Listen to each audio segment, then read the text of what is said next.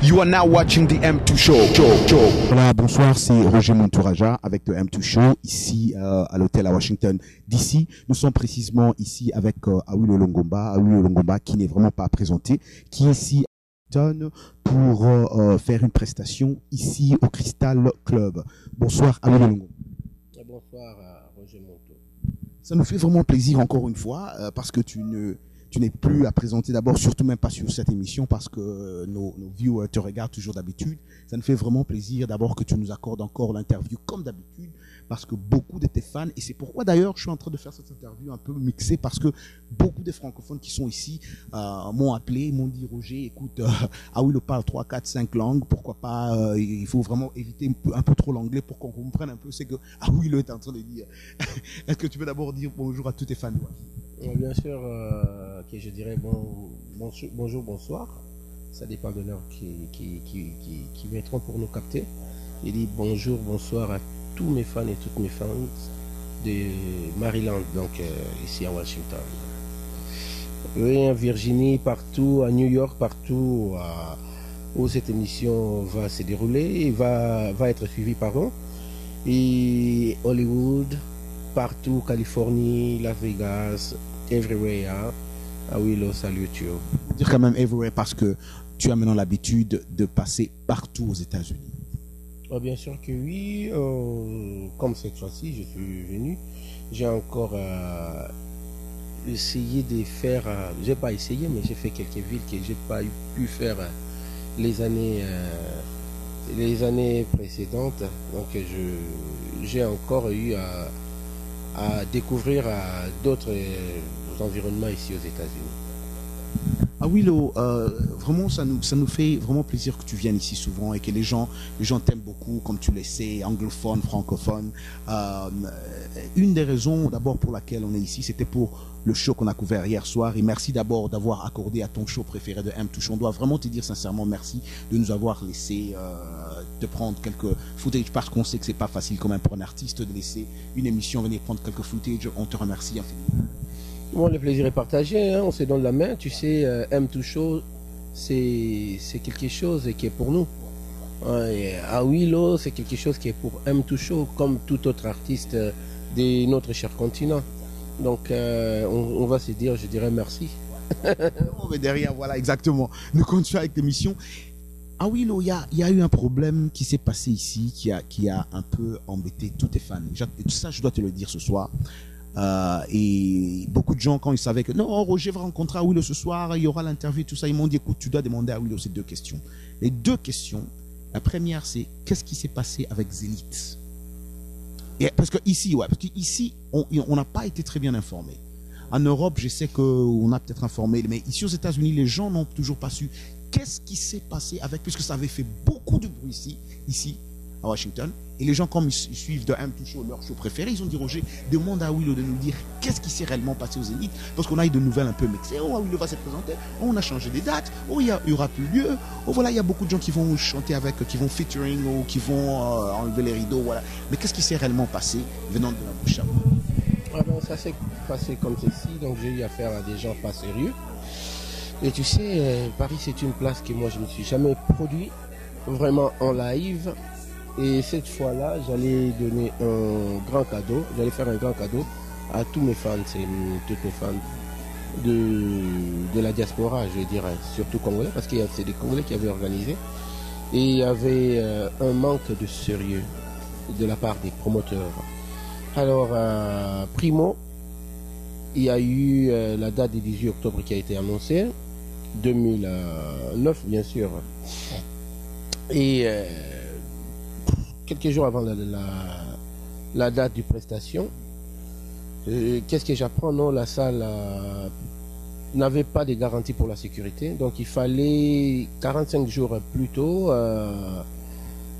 pour avoir l'autorisation de la préfecture des polices de Paris, parce que partout où se déroulent des grands événements, souvent quand la place réunit plus de 100 personnes, il y a toujours l'autorisation préfectorale parce qu'on ne sait jamais qu'est-ce qui peut se dérouler après. Donc il y avait ces problèmes-là. Bref, ils n'ont pas pu autoriser la date du concert. Alors, les mêmes promoteurs et la salle ont eu à négocier pour changer les dates. Alors on a ramené la date, le concert à la date du 27 décembre 2009. Alors j'ai dit voilà, cette fois je vais faire cadeau à mes fans.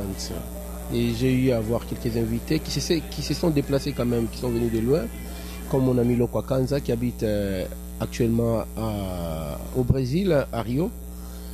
Et il y a eu Jocelyne Berroir qui s'est déplacée parce qu'elle vit maintenant aux Antilles.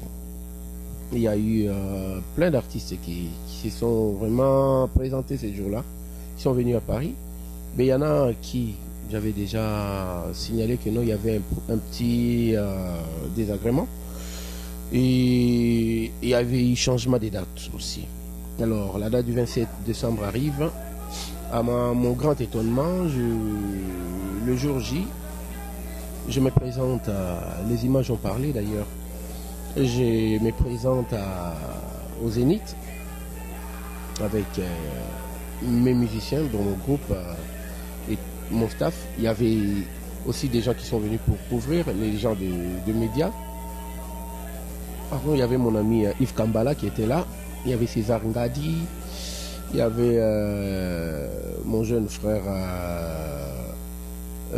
Zwangabien, Papa Rolls. Il y avait beaucoup de monde qui m'avait accompagné avec Egeto. Il y avait beaucoup de gens, donc il y avait tout un cortège. Donc on faisait déjà la route pour le Zénith dans la journée pour aller faire les soundchecks et s'installer en attendant les ouvertures des portes. On arrive devant la salle, qu'est-ce qui se passe? On trouve une affiche qui annonce que non, le concert d'Awilo est annulé. Et je voulais savoir le pourquoi. Et je suis allé voir. Il y avait beaucoup de gens. Il y a Barbara qui est allée voir parce qu'elle était avec moi. Elle était très très inquiète. Et dit non, je vais aller voir. Je l'ai envoyé pour aller voir le responsable de la salle. Et le responsable qui lui montre, qui lui donne un papier, qui lui remet un papier, qui nous remet un papier comme quoi que non, voilà, la salle, il reste un reliquat de 36 800 € à payer pour la location de cette salle.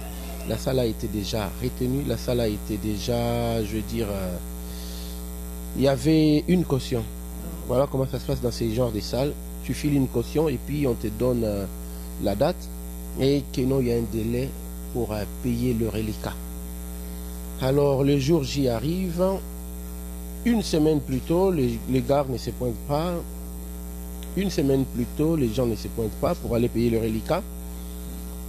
Sans me mettre au courant, 3, 4, 5 jours, et le jour J, moi je tombe sur ces papiers devant les Zénith, à mon grand étonnement. Et comme heureusement il y avait les gens du média, il y avait les Yves Kambala et tout le monde, comme je l'ai cité. Voilà, ils ont vu, tout le monde était mécontent. Tout le monde, voilà, pour la première fois, vous avez vu ce que vous avez fait à Willow, c'est pas bien. Pour la première fois, c'est pour cela que Willow va toujours travailler avec les étrangers.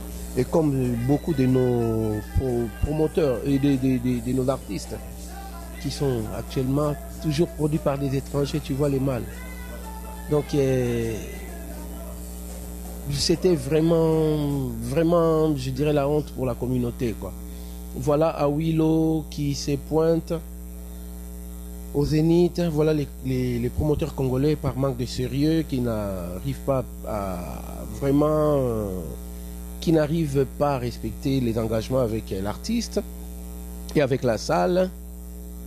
Et du coup, c'était vraiment la catastrophe, quoi. Mais est-ce qu'il faut... Et justement, c'était la catastrophe.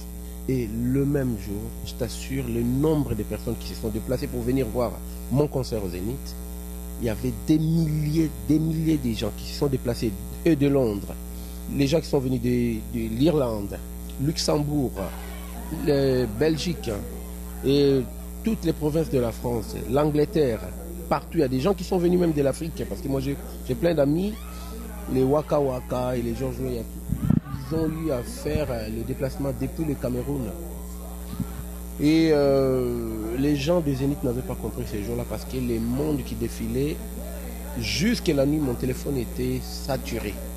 Jusqu'à minuit, 2h du matin, les gens n'arrêtaient pas d'appeler pour se plaindre. On est là, nous sommes là. Qu'est-ce qui se passe? Dans la salle contient au moins Zénith, pour que ça soit bien rempli, il faut au moins 5000 entrées. Et ces jours-là, je pense qu'il y avait plus de 8000 personnes qui se sont déplacées.